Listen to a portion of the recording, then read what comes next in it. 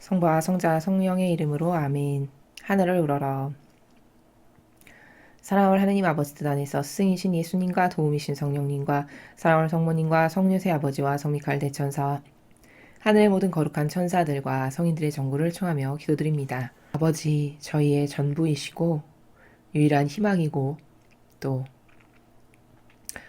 저희가 도달해야 될 유일한 목적지고 목표고 또 저희의 내적이고 외적인 모든 것에 주체가 되어 주시옵기를 간곡히 바라는 유일무이한 저희의 진정한 아버지, 아버지께 지난날 올바르게 화답드리지 못했던 모든 순간을 회개하고 뉘우칩니다. 또 아버지께서 사랑하시는 인류의 모든 영혼들을 끌어안아서 그들이 회개드리지 못하는 목까지 저희 사명이 다 합하여 대신 배상과 보속을 드리오니 저희의 배상과 보속을 예수님과 머니 하나 되신 성심을 통해 아버지 뜻에 봉헌드리오니 부디 너그러이 받으시고 위로받으시옵소서. 또한 예수님과 어머니의 정신세계, 그 지고하시고 아름다우신 한도 끝도 알 수 없는 온갖 다양하고 아름다운 속성으로 가득한 두 분의 정신세계가 저희의 것이 되기를 갈망합니다. 그 가르침과 모범과 카리스마와 그리고 그 정신이 완전히 저희의 것이 될 수 있도록 저희의 내적이고 외적인 모든 것을 맡겨드리고 봉헌드리오니 이제 두 분의 정신세계에 완전히 용해되어 저희가 사는 것이 아니라 저희 안에서 예수님과 어머니께서 사시며 이 사명이 필요로 하는 모든 일을 다 이루시옵소서. 또 대한민국에서 원하시는 모든 바 그저 마귀의 뜻 말고 아버지의 뜻만이 이 대한민국에서 이루어지기를 늘 갈망합니다. 그것에 방해가 되는 모든 마귀를 늘 성모님의 위대하신 완덕의 발 아래 또 예수님의 빛과 물과 피의 늑방에 쏟아 붓고 묻사오니 완전히 파멸시켜 주시옵소서.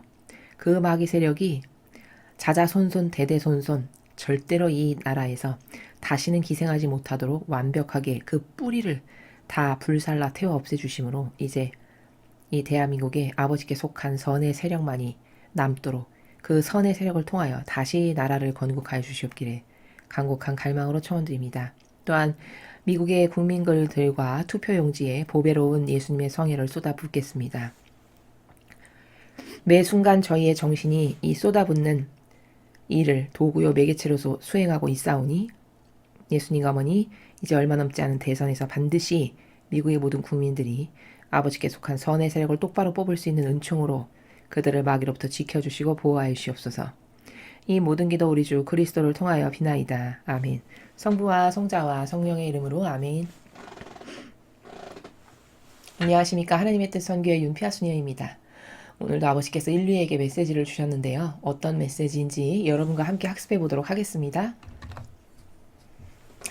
2020년 10월 21일 대중을 위한 메시지. 저 보리는 또다시 하느님 아버지의 성심이라고 알게 된 큰 불꽃을 봅니다. 하느님 아버지께서 말씀하십니다. 자녀들아, 오늘 나는 너희 삶이 체계가 잡혀있길 원한다는 사실을 너희에게 상기시켜주기 위해 왔다.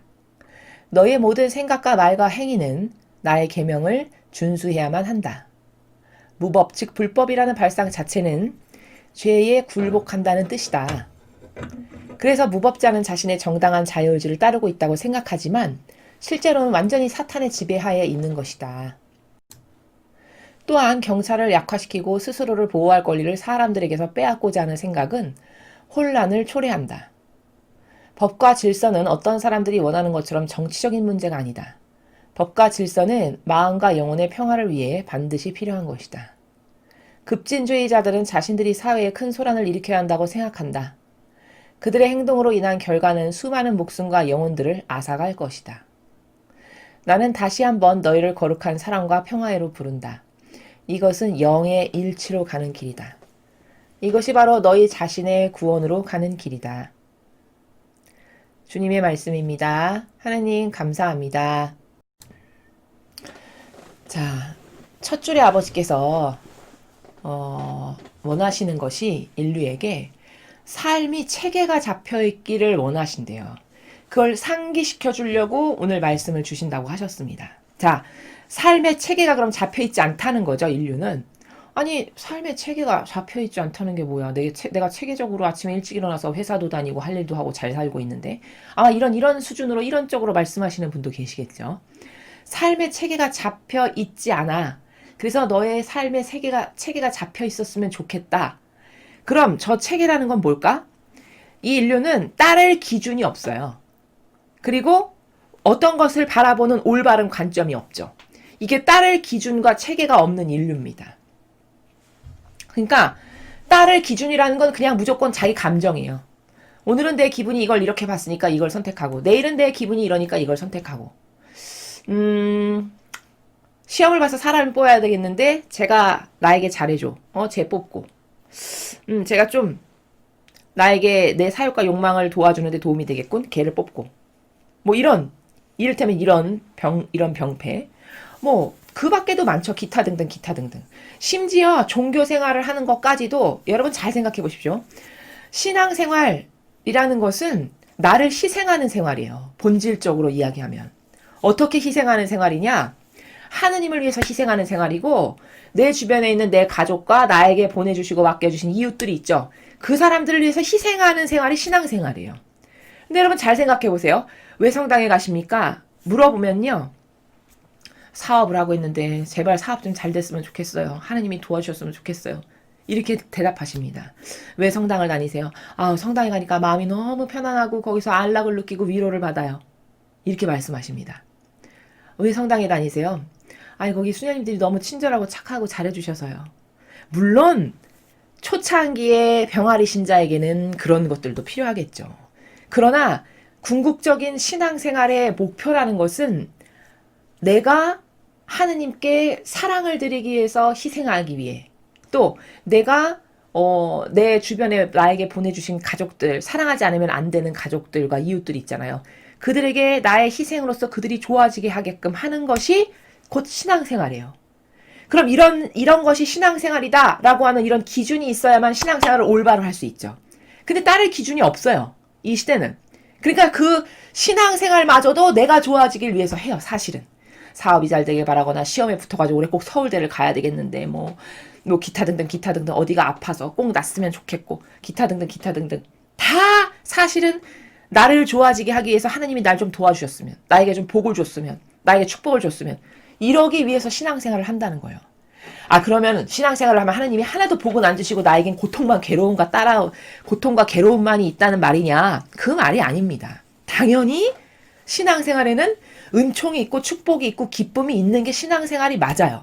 그러나 주객이 전도돼서 신앙생활 그러면 내가 어떻게 해서든지 좀 하나님의 도움을 힘입어서 좀 더 높아지고 명예가 높아지고 출세하고 좋은 직장을 얻고 이것만을 위해서 신앙생활의 목적과 모든 것이 올인이 다 거기에만 박혀 있다면 이건 잘못된 거라는 거죠. 이게 따를 기준이 없는 인류의 사고방식이라는 게 바로 이런 거예요. 삶이 체계가 잡혀있지 않다는 게 바로 이런 겁니다. 따를 기준이 없어요. 그냥 다 내가 좋아지는 거. 내 감정이 원하는 거. 내 기호가 좋아하는 거. 내 정서가 만족스러운 거. 이게 따를 기준이에요. 이건 기준이 아니죠? 왜? 이건 고무줄 잣대잖아요. 어떤 날은 이랬다가 어떤 날은 이랬다가 어떤 날은 이랬다가. 이게 무슨 기준입니까? 이건 육적 본능이요. 강아지도 그런 거는 할 수 있을 만큼의 저급한 본능이죠. 그저 나밖에 모르는 사욕과 욕망만을 채우는. 이건 기준이 아니에요. 기준이라는 거는 뭘까? 절대 불변의 원칙이에요. 여러분, 똑바로 된 군인이 멋있는 건 왜일까요? 올바로 된 육군 사관생도가 멋있는 건 왜인가요? 아니 민방위 다니는 군인이 있고 육군 사관생도 2명이 있다라고 생각해 보십시오. 여러분이. 추상을 해보세요. 그러면 두 사람이 걸어가는 모습부터도 달라요. 뒷모습이. 걸어가는 모습부터도 다르고 풍기는 아우라도 다르고 카리스마도 다릅니다. 현저히 이 사람은 누가 봐도 민방이고 이 사람은 아주 잘 훈련받은 육군 사관생도라는 걸 누구나 알 수 있어요. 그럼 똑같은 인간인데 똑같은 나이대에 똑같은 인간인데 도대체 그런 차이는 어디서 나오는 거냐. 한 사람은 따를 기준이 있는 거고 민방위는 따를 기준이 없는 차이만 있는 겁니다. 육군 사관생도에게는 절도와 따라야 될 철칙과 원칙과 기준이 있어요. 그러니까 길거리를 걸어갈 때도 나름만의 원칙과 철칙이 있는 가운데서 걸어가니까 거기 뭔가 아우라가 나오는 거예요. 그렇지만 민방위에겐 따를 기준이 있나요? 없어요. 그냥 뭐 늘 늘어지는 사고방식과 생활 태도. 그죠? 뭐 오늘도 하나 내 만족스러운 거 하나 찾았으면 됐고, 이런 사고방식에 무슨 절도가 있겠으며 무슨 카리스마가 있겠으며 거기에 무슨 향기가 나오겠습니까? 똑같은 사람인데 이렇게 다른 것은 따라야 될 기준과 원칙이 있냐 한 사람은 없냐, 이 차이라는 겁니다. 근데 인류는 따라야 될 기준이 없이 산다는 거예요. 아버지께서 말씀하시기를. 그러니까 너가 좀 체계가 잡혀있는 삶을 살았으면 좋겠다. 좀 따를 원칙을 똑바로 세우고 그 원칙이 아닌 건 노 거부할 줄 알고 그 원칙 하에서만 살아가는 이런 절도, 이런 절대성이 좀 있이 살아라 라고 말씀하시는 거죠. 너희의 모든 생각과 말과 행위는 나의 계명을 준수해야만 한다. 그러면서 바로 말씀하시기를 너의 모든 생각, 아침에 일어나서 밤에 잘 때까지 하는 수많은 생각들 있잖아요. 또 말, 내가 오늘 누구를 만나서 하는 수많은 세아릴 수도 없이 많은 말, 행위는 뭘까요? 뭔가 행동을 해서 열매를 맺는 것들, 이런 거 생각하고 말하고 행동하는 게 오늘 하루 동안 내가 하는 모든 것인데, 그거는 어디에 뿌리를 두고서 해야 되냐? 죄다 계명에 뿌리를 두고 해야 된다는 거예요. 하나님이 주신 십계명. 이게 따를 규칙이 있이 사는 삶이에요. 너무 쉬워요. 바로 답을 주시죠? 예, 너는 삶이 체계가 없어. 막 산다는 뜻이에요. 쉽게 말하면. 그냥 정서와 감정에 치우쳐서. 근데 그렇게 살면 안 되고, 얘야, 따를 기준이 있어야 된단다. 따라야 될 원칙과 올바른 이해가 있어야 돼. 그럼 올바른 이해와 따를 원칙에 의해서 살아가는 삶이라는 건 뭔 줄 아니? 네가 하루 동안 하는 수많은 말, 행동, 생각, 그게 다 뿌리가 어디에다 근간을 두고 말하고 생각하고 행동해야 되냐? 다 아버지의 뜻이 주신 계명.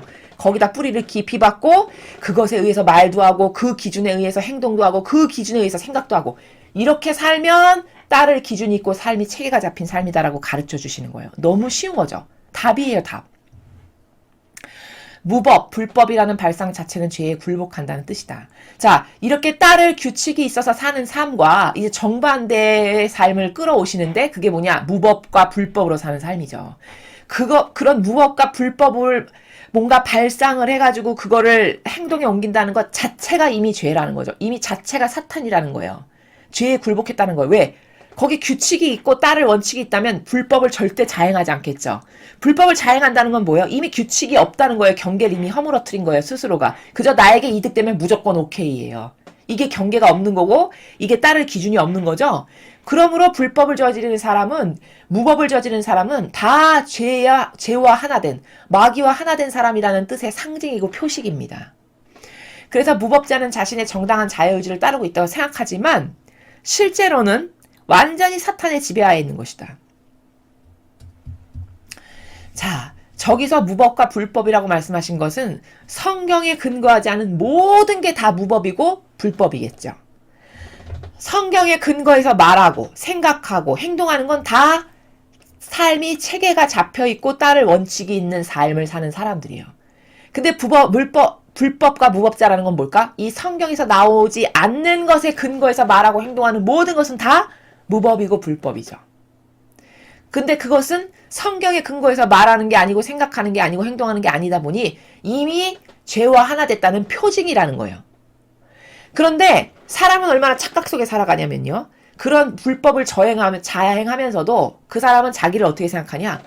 아니, 내 자유의지가 누구나 이렇게 해야 될 자유가 있는 거 아니야? 자신의 정당한 자유의지. 아, 사람은 누구나 다 자유가 있는 거지. 내 마음대로 할 권리가 있지. 이렇게 생각하면서 그런 불법과 무법을 저지르지만 자기는 그렇게 착각 속에 누구에게나 이렇게 마음대로 할 자유가 있는 거잖아. 이렇게 자유를 곡해서 이상하게 생각해서 그것이 하나도 이상하다라고 생각 안 하고 잘못됐다라고 생각 안 하지만 영적으로는 완전히 사탄의 지배하에 있는 거라는 거예요. 사탄의 지배. 자, 자유의지에 의해서 행하는 성경에 근거하지 않은 수많은 것들이 다 뭐냐? 다 이런 것들입니다. 나의 기호, 내가 좋아하는 거 있잖아요. 성경에 근거하지 않은 자신의 기준, 내가 옳다 그르다 말하는 또 나의 선, 이게 다 성경에 근거하지 않은 사탄의 지배하에, 만약에 이런 것에만 근거해서 뭘 생각하고 말하고 평가한다. 그럼 이 사람은 자기만 모를 뿐이지 완전히 사탄의 하수인이 되었다는 표징입니다. 근데 사람은 아니 그게 왜 죄야? 아니 사람이 자유의지가 있지, 내 맘대로 할 권리가 있지, 이렇게 돌린다는 거죠. 요렇게. 그치만 아버지께서는 자유의지를 그렇게 쓰라고 주신 게 아니에요. 천지창조 때. 자유의지라는 것은 하느님이 거기에 그 자유의지를 인간으로 억압해서 뭘 맘대로 하시지 물론 않지만 존중하시지만 그치만 올바르게 자유의지를 사용하는 법이 있었어요. 그게 뭐냐? 이렇게 자기 멋대로 내 멋대로 하는 자유를 행사하라고 자유의지를 주신 게 아니고 하느님 아버지의 뜻 안에서 그 아버지의 뜻 안에서 각자의 고유성이 있잖아요. 사람마다. 하느님께서 창조하신 고유성이 있죠. 이 사람은 어떤 달란트가 있고 어떤 특징이 있고 그 고유성을 마음껏 꽃피우는 데 쓰고 그 자유의지가 하느님을 어떻게 하면 더 기쁘시게 해드릴까 하는데 쓰고 그 자유의지가 진리가 뭘까를 막 열망하고 갈망해서 진리를 깨닫기 위한 노력으로 쓰고 요런 데에 올바르게 쓰라고 자유의지를 주신 거지 자신의 기호, 정서, 무슨 자신의 기준, 자기 선 이렇게 온갖 자기로부터 반로되는 모든 것을 따르는데 네 자유를 써라 이렇게 주신 게 아니라는 거예요. 오늘날의 사람들은 단어 하나에도 오해가 너무 많아서 하나하나마다 다 뒤틀린 사고방식을 해요. 단어 하나하나도. 자유의지도 지금 제가 말씀드린 하느님의 뜻 안에서 올바르게 반영하기 위해서 쓰여라고 주신 게 자유의지인데 요즘 세상 사람들은 자유의지다 그러면은 내 멋대로 할 권리라고 생각하는 게 자유의지예요. 이게 다 뜻이 변질된 거예요. 원래 천상의 나라의 아버지께서 가르쳐 주신 자유의지는 그게 아니었다는 거죠. 그러니까 그렇게 많은 비리를 저지르고 불법을 저질러도 당당하고 뻔뻔한 거는 그 사람들의 사고방식 안에 이런 진리가 없다 보니까 그게 내 자유로 내 맘대로 하는 게 왜 죄야? 이런 병든 사고방식밖에는 할 수가 없다라는 겁니다. 또한 경찰을 약화시키고 스스로를 보호할 권리를 사람들에게서 빼앗고자 하는 생각은 혼란을 초래한다. 법과 질서는 어떤 사람들이 원하는 것처럼 정치적인 문제가 아니다. 그러니까 참 진짜 이 시대는 불행해요. 왜냐하면 속이는 세력이 너무 교묘해가지고요. 그게 속이는 막이라는 것을 분별하기가 참 어려워서 이 시대는 불행하다라고 제가 말씀을 드리는 건데요. 미국에 지금 정치 유세가 한참인데 선거 때문에 이제 경찰의 힘을 자꾸 빼는 거죠. 이 마귀 세력은. 민주당의 세력은. 경찰의 힘을 자꾸 빼고 약화시키려고 하는 거예요. 그래야 자신들이 집권했을 때, 그리고 딥스테이트가 완전히 전 세계를 차지했을 때, 자신들의 그 지배권, 영향력을 행사하기가 쉬워지잖아요. 이런 경찰이 없어져야. 자신네들의 막강한 파워풀한 힘에 굴복시키기가 편하죠. 그러니까 이런 공권력의 힘을 자꾸 빼는 거거든요. 그래서 경찰 약화시키고 또 지금 총 소지하지 않게 하는 게 좋겠다라고 하는 어떤 이런 여론몰이를 하는 중인데 그게 스스로를 보호할 권리가 바로 그런 거잖아요. 미국 사람들에게 스스로를 보호할 권리가. 이런 거를 빼앗고자 하는 이런 생각들이 자꾸 혼란을 초래한다는 거예요. 그게 맞는지 틀리는지 잘 모르는 인류에게 그런 어떤 이벤트성 멘트를 하나씩 자꾸 던지면 정상적인 진리에 근거한 사고방식을 할 수 없는 사람들이 듣기에는 병든 감성이 어떤 건 옳아 보이고 내 손이 들었을 때 어떤 건 틀려 보이고 이렇게 중구난방으로 마구잡이로 여론몰이를 하게 되고 이런 거는 혼란을 초래하겠죠. 사회적으로. 거기 어떤 질서를 정확하게 잡아줄 사람이 없으면 더 심각해지겠죠. 지금 그런 상태를 말씀하시는 거예요. 그치만 너희들이 오해하지 말거라. 어떤 이런 법과 질서라고 하는 그 자유민주주의 사회에서 반드시 구축되어야 될 법과 질서라는 거는 이런 어떤 정치적인 이슈, 뭐 이게 좋은 거니까 수용하고 나쁜 거니까 폐지하고 이렇게 해야 될 문제가 아니다. 정치적인 문제가 아니다. 이거는 필수 불가결한 반드시 필요한 것이다라고 말씀하시는 거예요. 그러니까 법과 질서는 마음과 영혼의 평화를 위해 반드시 필요한 것이다 이렇게 하셨죠. 이게 정치적인 이슈로 자꾸 돌리는 것은 이 미국의 민주당의 이 마귀 세력들이 자신들이 유리한 쪽으로 몰고 가기 위해서 사람들에게 자꾸 혼동을 던지기 위해서 이런 것을 던지는 것이거든요. 이슈화시켜서. 근데 하느님께서는 자꾸 인류가 그런 걸 속고 분별을 못하다 보니까 얘들아 그건 정치적인 이슈화 돼야 될 게 아니고 이건 반드시 그렇게 되지 않으면 안 되는 필수 불가결한 문제. 법과 질서가 없다고 생각해 보십시오. 얼마나 혼돈이 난무하고 거기 폭력이 난무할지. 그러면 이제 나라가 망하는 거예요. 혼돈과 무질서 때문에. 그렇게 망하게 하려고 하는 거거든요. 근데 반드시 필요한 거다라고 가르쳐 주시고 계세요. 급진주의자들은 자신들이 사회에 큰 소란을 일으켜야 한다고 생각한다. 그들의 행동으로 인한 결과는 수많은 목숨과 영혼들을 앗아갈 것이다. 그러니까 급진주의라고 저렇게 말씀하셨는데 저거는 지금 우리가 이 세상에서 쓰는 단어로 이해하기 쉽게 표현하면 진보주의자를 말씀하시는 거죠. 그 진보주의자들은 어떤 자신들이 이슈화되고 뭐 이슈의 중심이 되어서 쓰고 이런 걸 좋아한다는 거예요. 그리고 혼돈을 이야기하고 이런 걸 초래해가지고 자꾸 나라의 시스템과 기관과 근간을 붕괴뜨리고 무너뜨려가지고 나중에 이제 디스테이트라고 하는 이 세력들이 자신들이 다스리는 자로서의 세력을 완전히 공고하게 구축하잖아요. 그럼 이런 공권력 같은 건 다 없어져야지만 자신들이 편하게 전 인류를 주무를 수 있죠. 그래서 이런 것에 힘을 자꾸 빼는 겁니다. 그렇지만 이런 결과는 수많은 목숨과 영혼이 이제 나중에 죽고 다치고 이런 혼돈과 혼란이 오게 될 거다 가르쳐 주시는 것이죠. 나는 다시 한번 너희를 거룩한 사랑과 평화에로 부른다. 자, 하느님께서는 자유인으로 창조하셨어요, 인간을. 어떤 인간에게도 속박되도록 만들지 않으셨습니다. 자유인으로 창조하셨단 말이에요. 다 누구나 다. 그런데 이런 인간을 속박하고 억압하고 가두고 올가매려고 하는 게 이 마귀 세력이죠. 하느님은 거룩한 사랑과 평화로 우리를 부르신대요. 여기서 말하는 평화는 뭐죠? 이거는 하느님과 영혼이 올바른 관계로 하나 되는 거예요. 우리의 영혼이 하느님께 모든 것을 내어 맡겨드리고 일치되기를 갈망해서 아버지와 하나됨으로써 거기 소통이 되는데 문제가 없고 하느님을 인지하고 인식하는 데 있어서 어떤 오해와 부작용이 없는 상태. 요게 평화라고 말씀드렸죠. 그런 평화로 온 인류를 지금 부르고 계시다는 거예요. 하느님 아버지께서는. 이것은 영의 일치로 가는 길이다. 영의 일치. 영혼. 이렇게 하느님과 평화의 관계를 갖고 거룩한 사랑을 우리가 사는 것은 영혼을 하느님과 일치시키는 곳으로 가는 길이래요. 그렇죠. 하느님이 원하시는 거룩한 사랑과 평화로 살아가는 영혼은 하느님과 일치되어 있는 상태죠. 영혼이 일치되어 있는 거. 자, 그러면 어제 성경에서 배운 거에 의하면은 제가 이원론의 원리에 대해서 설명드렸잖아요. 평화도 겉에 인간이 추상적으로 그냥 형상적으로 보는 평화가 있는가 하면 진정한 영혼의 평화가 있다. 이렇게 하느님이 말씀하시는 단어는 이원론의 관점에서 생각해 볼 수 있다. 그럼 여기 오늘 주신 말씀 중에서도 일치라는 단어 있죠, 여러분. 일치. 영혼의 일치를 지금 말씀하셨어요. 영혼이 평화 가운데 살면 하나님과 일치되어 있는 상태죠. 그런 영혼의 일치가 있는가 하면 몸의 일치도 있겠죠. 하나님과 몸의 일치. 그럼 하나님과 몸이 일치하는 건 무슨 말이지? 그거는 인성이 하나 되는 걸 말하는 거예요. 몸이 일치된다는 건. 그럼 예수님은 인성이 아버지와 어떻게 일치되셨나 볼까요? 예수님께서는 자신의 인성, 즉 이 육을 어떤 도구로 쓰셨어요? 하느님의 뜻을 이루어드리는 충직한 도구로 사용하셨어요. 이게 일치된 사람이 자신의 육을 쓰는 방법이에요. 영혼은 저렇게 평화와 거룩한 사랑으로 용해돼서 일치되어 있는 거고, 육은 하느님과 어떻게 일치되는 거냐?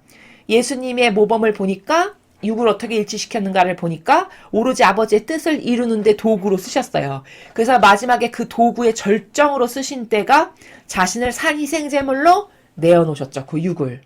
이게 영과 육이 완전히 일치되고 하나 된 상태, 표징이 바로 예수님의 삶인데 그 예수님의 삶을 보니까 영은 당연히 아버지의 뜻만을 행하시니까 영은 이미 일치가 되어 있으셨던 거고, 육도 어떻게 일치시키셨는가 보니까 이 육도 하느님의 뜻만을 이루어드리기 위한 도구요 매개체로 쓰셨다. 수단으로서.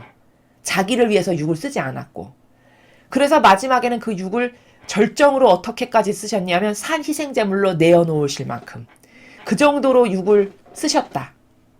그럼 이런 상태는 영과 육이 완전히 하느님과 일치돼서 하나 된 상태죠. 요게 완벽하게 일치된 상태를 이렇게 영과 육으로, 이것도 이원론으로 이해할 수 있다라고 여러분에게 덧붙여서 말씀을 드리는 겁니다. 이것이 바로 너희 자신의 구원으로 가는 길이다. 그렇죠. 저렇게 일치돼서 살면 당연히 구원될 수밖에 없어요. 왜냐? 제가 말씀을 드렸죠. 아니 예수님과 일평생 동안 완전히 용해되고 일치돼서 살았어요. 어떤 영혼이. 그 영혼이 죽었어요. 그럼 죽고 난 다음에 심판대에 딱 갔는데 당연히 예수님과 용해되고 하나 돼서 살았는데 야 너는 지옥 가. 나는 여기 있을게. 예수님께서. 그럴 순 없죠. 왜? 용에 대해서 하나 돼서 살았는데 너만 지옥 가고 나는 여기 있을게. 이게 말이 안 되는 거잖아. 하나 된 상태인데. 당연히 하나 됐으면 예수님이 가신 곳에 그 영혼도 갈 수밖에 없으니 천상의 나라에 가는 게 당연해요. 그러니까 여기 마지막에 너가 이렇게 살면 구원으로 가는 길이다. 그게 바로. 아니 네가 나랑 이렇게 일치됐어. 그럼 구원되는 게 당연하지. 예수님이 가신 곳에 가야 당연하지. 왜? 하나 되고 일치됐으니까. 그 말씀이세요. 그러니까 이 원리는 똑바로 이해하려면은 성경에서 누구랑 하나 되는가 중요하다라는 걸 제가 계속 말씀드리는 거는 이렇게 예수님과 하나 됐으면 당연히 그분이 가신 곳에 나도 가야 되고 왜 하나 됐으니까. 하나 된 걸 분리시킬 수 없잖아요. 용해됐는데 하나 분리시킬 수 없잖아요. 근데 마귀랑 일평생 하나 돼서 살았어. 제도와 전통이나 따르고 하느님께 모욕과 역겨움만을 드리는 그 세력에 맹종하고 맹신했어. 일평생. 그럼 이건 마귀랑 하나 된 삶이죠? 그럼 죽고 나서도 당연히 마귀가 가는 곳에 나도 가야죠. 왜? 일평생 그 마귀랑 하나 돼서 살았으니까. 이게 답이에요. 너무 심플하고 단순한 거죠. 그래서 오늘 아버지께서는 이 평화와 거룩한 사랑으로 사는 게 나랑 일치되는 거고 그렇게 일치된 영혼은 당연히 구원된다. 라는 것을 말씀하셨습니다. 세상에 많은 혼돈이 있습니다, 여러분. 하지만 여러분은 그 혼돈에 좌우되거나 휘둘리지 마시고요. 매일 배우는 걸로 분별하는 연습을 해보세요, 스스로. 무엇을 바라보는 관점을 이제 옛날에는 자기의 생각으로 뭘 바라봤다면 이제부터는 여러분이 매일 진리를 배우시니까 뭘 바라보고 분석을 하실 때 가만히 있어봐. 저게 예수님의 정신과 같나? 예수님은 성경에서 저렇게 말씀 안 하셨는데? 이런 관점을 자꾸 쓰셔야 돼요. 그래서 그게 개발이 되고 나의 것으로 완전히 안착이 되고 그렇게 되면 이제 사고방식도 예수님이나 어머니의 사고방식으로 달라지게 되는 거거든요. 여러분이 그렇게 매일 아버지께로부터 많은 은총을 받으셔서 이 다가오는 성화의 시대에 주인이 되시고 이 마지막 시대에 백옥같이 하얘져서 살아남는 영혼들이 되셨으면 좋겠습니다. 이상으로 2020년 10월 21일 대중을 위한 메시지 해설을 마치겠습니다. 감사합니다.